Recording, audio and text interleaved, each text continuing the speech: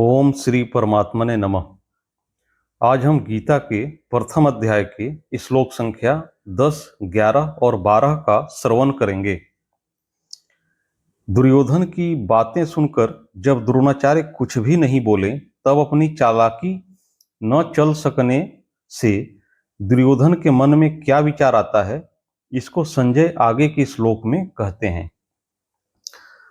अपर्याप्तं तदस्माकं बलम भीष्माभिरक्षितं पर्याप्तं त्विदमेतेषां बलम भीमाभिरक्षितं। द्रोणाचार्य को चुप देखकर दुर्योधन के मन में विचार हुआ कि वास्तव में हमारी वह सेना पांडवों पर विजय करने में अपर्याप्त है, असमर्थ है, क्योंकि उसके संरक्षक उभय पक्षपाती भीष्म हैं। परंतु इन पांडवों की यह सेना हम पर विजय करने में पर्याप्त है, समर्थ है, क्योंकि इसके संरक्षक निज सेना पक्षपाती भीमसेन हैं। व्याख्या: अपर्याप्तम तदस्माकम बलम भीष्माभिरक्षितम, अर्थात अधर्म अन्याय के कारण दुर्योधन के मन में भय होने से वह अपनी सेना के विषय में सोचता है कि हमारी सेना बड़ी होने पर भी, अर्थात पांडवों की अपेक्षा 4 अक्षौहिणी अधिक होने पर भी पांडवों पर विजय प्राप्त करने में है तो असमर्थ ही। कारण कि हमारी सेना में मतभेद है, उसमें इतनी एकता, निर्भयता, निसंकोचता नहीं है जितनी कि पांडवों की सेना में है। हमारी सेना के मुख्य संरक्षक पितामह भीष्म उभय पक्षपाती हैं, अर्थात उनके भीतर कौरव और पांडव दोनों सेनाओं का पक्ष है। वे कृष्ण के बड़े भक्त हैं, उनके हृदय में युधिष्ठिर का बड़ा आदर है, अर्जुन पर भी उनका बड़ा स्नेह है। इसलिए वे हमारे पक्ष में रहते हुए भी भीतर से पांडवों का भला चाहते हैं। वे ही भीष्म हमारी सेना के मुख्य सेनापति हैं। ऐसी दशा में हमारी सेना पांडवों के मुकाबले कैसे समर्थ हो सकती है? नहीं हो सकती। पर्याप्तम त्विदमेतेषां बलम भीमाभिरक्षितम, अर्थात परंतु यह जो पांडवों की सेना है, यह हमारे पर विजय करने में समर्थ है, कारण कि इनकी सेना में मतभेद नहीं है, प्रत्युत सभी एकमत होकर संगठित हैं। इनकी सेना का संरक्षक बलवान भीमसेन है, जो कि बचपन से ही मेरे को हराता आया है। यह अकेला ही मेरे सहित 100 भाइयों को मारने की प्रतिज्ञा कर चुका है, अर्थात यह हमारा नाश करने पर तुला हुआ है। इसका शरीर वज्र के समान मजबूत है, इसको मैंने जहर पिलाया था तो भी यह मरा नहीं। ऐसा यह भीमसेन पांडवों की सेना का संरक्षक है, इसलिए यह सेना वास्तव में समर्थ है, पूर्ण है। यहाँ एक शंका हो सकती है कि दुर्योधन ने अपनी सेना के संरक्षक के लिए भीष्म जी का नाम लिया, जो कि सेनापति के पद पर नियुक्त हैं, परंतु पांडव सेना के संरक्षक के लिए भीमसेन का नाम लिया, जो कि सेनापति नहीं है। इसका समाधान यह है कि दुर्योधन इस समय सेनापतियों की बात नहीं सोच रहा है, किंतु दोनों सेनाओं की शक्ति के विषय में सोच रहा है कि किस सेना की शक्ति अधिक है। दुर्योधन पर आरंभ से ही भीमसेन की शक्ति का, बलवत्ता का अधिक प्रभाव पड़ा हुआ है, अतः वह पांडव सेना के संरक्षक के लिए भीमसेन का ही नाम लेता है।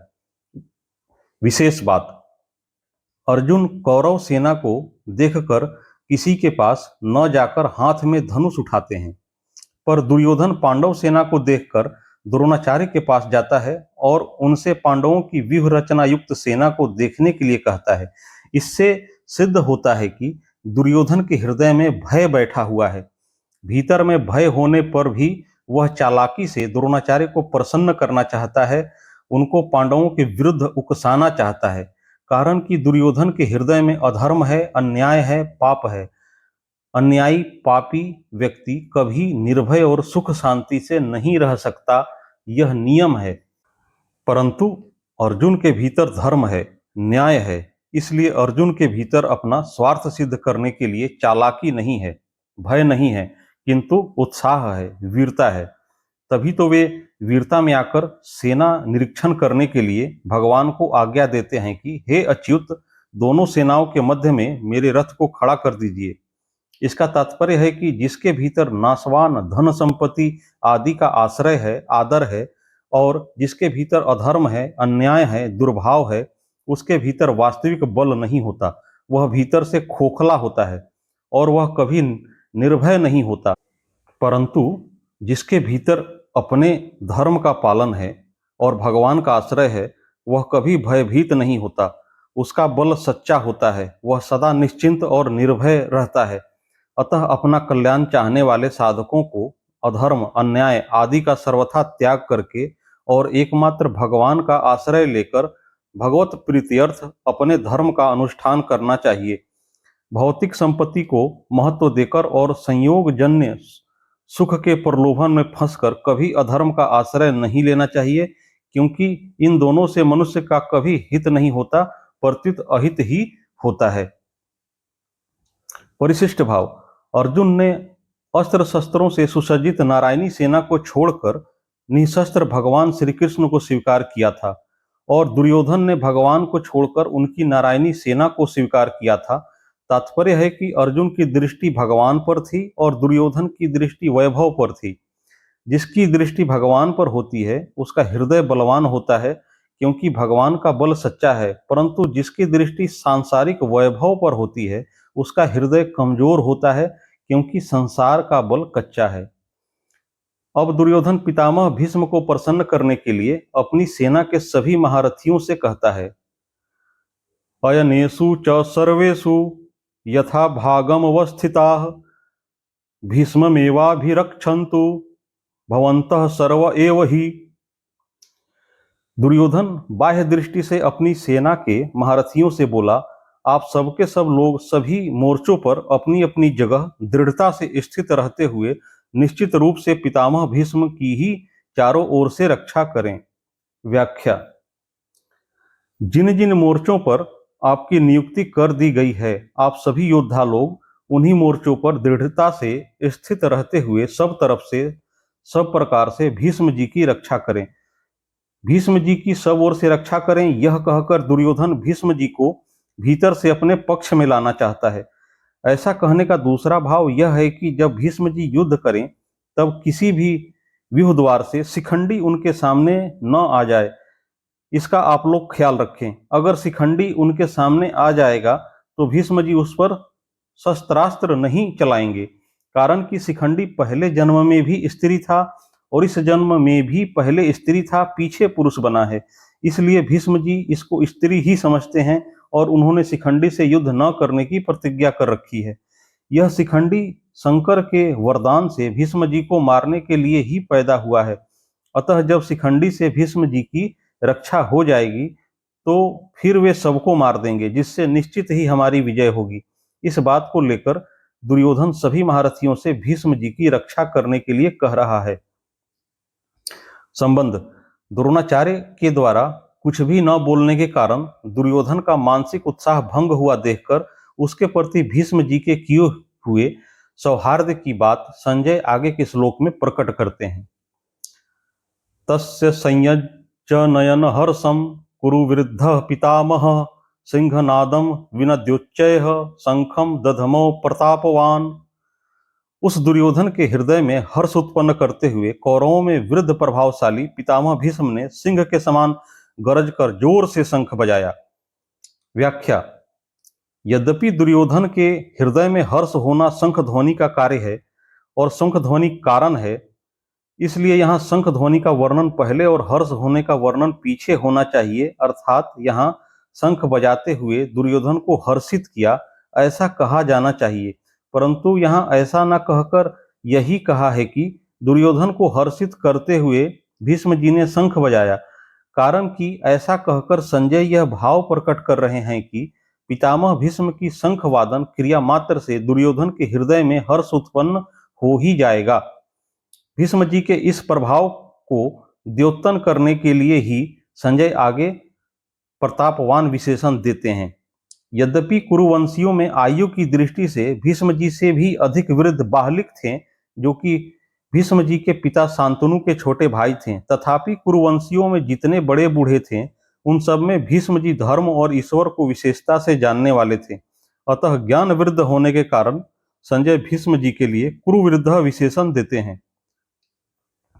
भीष्म जी के त्याग का बड़ा प्रभाव था। वे कनक कामनी के त्यागी थे, अर्थात उन्होंने राज्य भी स्वीकार नहीं किया और विवाह भी नहीं किया। भीष्म जी अस्त्र शस्त्र को चलाने में बड़े निपुण थे और शास्त्र के भी बड़े जानकार थे। उनके इन दोनों गुणों का भी लोगों पर बड़ा प्रभाव था। जब अकेले भीष्म अपने भाई विचित्रवीर्य के लिए काशीराज की कन्याओं को स्वयंवर से हरकर ला रहे थे, तब वहां स्वयंवर के लिए इकट्ठे हुए सब क्षत्रिय उन पर टूट पड़े, परंतु अकेले भीष्म जी ने उन सबको हरा दिया। जिनसे भीष्म अस्त्र शस्त्र की विद्या पढ़े थे, उन गुरु परशुराम जी के सामने भी उन्होंने अपनी हार स्वीकार नहीं की। इस प्रकार शस्त्र के विषय में उनका क्षत्रियों पर बड़ा प्रभाव था। जब भीष्म सरसैया पर सोए थे, तब भगवान श्री कृष्ण ने धर्मराज से कहा कि आपको धर्म के विषय में कोई शंका हो तो भीष्म जी से पूछ लें, क्योंकि शास्त्र ज्ञान का सूर्य अस्ताचल को जा रहा है, अर्थात भीष्म जी इस लोक से जा रहे हैं। इस प्रकार शास्त्र के विषय में उनका दूसरों पर बड़ा प्रभाव था। पितामह इस पद का आशय यह मालूम देता है कि दुर्योधन के द्वारा चालाकी से कही गई बातों का द्रोणाचार्य ने कोई उत्तर नहीं दिया। उन्होंने यही समझा कि दुर्योधन चालाकी से मेरे को ठगना चाहता है, इसलिए वे चुप ही रहें। परंतु पितामह होने के नाते भीष्म जी को दुर्योधन की चालाकी में उसका बचपना दिखता है। अतः पितामह भीष्म द्रोणाचार्य के समान चुप न रहकर वात्सल्य भाव के कारण दुर्योधन को हर्षित करते हुए शंख बजाते हैं। जैसे सिंह के गर्जना करने पर हाथी आदि बड़े पशु भी भयभीत हो जाते हैं, ऐसे ही गर्जना करने मात्र से सभी भयभीत हो जाएं और दुर्योधन प्रसन्न हो जाए, इसी भाव से भीष्म जी ने सिंह के समान गरज कर जोर से शंख बजाया। परिशिष्ट भाव दुर्योधन के साथ द्रोणाचार्य का विद्या का संबंध था और भीष्म जी का जन्म का अर्थात कौटुंबिक संबंध था। जहां विद्या का संबंध होता है वहां पक्षपात नहीं होता, पर जहां कौटुंबिक संबंध होता है वहां स्नेहवश पक्षपात हो जाता है। अतः दुर्योधन के द्वारा चालाकी से कहे गए वचन सुनकर द्रोणाचार्य चुप रहे, जिससे दुर्योधन का मानसिक उत्साह भंग हो गया। परंतु दुर्योधन को उदास देखकर कौटुंबिक स्नेह के कारण भीष्म जी शंख बजाते हैं। नारायण नारायण नारायण। ओम श्री परमात्मने नमः। अगली वीडियो में गीता के क्रमशः श्लोकों का श्रवण करेंगे। इस चैनल को कृपया सब्सक्राइब कर लें ताकि वीडियो मिस ना हो। आप सभी को प्रणाम।